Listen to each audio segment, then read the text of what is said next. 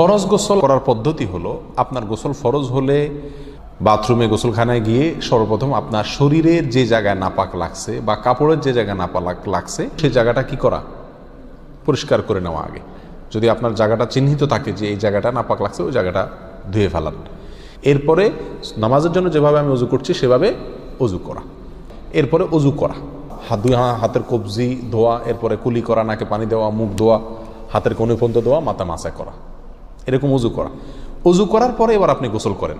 সেটা শাওয়ার দিয়ে আপনি মাথার উপরে পানি ঢেলে হোক আর আপনার মগ দিয়া হোক, যেভাবে হোক আপনি গোসল করেন।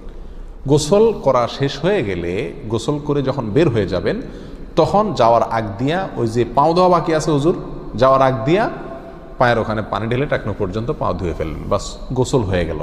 এই ভিতরে আপনার শরীরের প্রতিটি অঙ্গের প্রতিটি জায়গায় পানি পৌঁছানোর চেষ্টা করতে হবে। প্রকাশ্য অঙ্গ যেগুলো, নাভির প্যাচ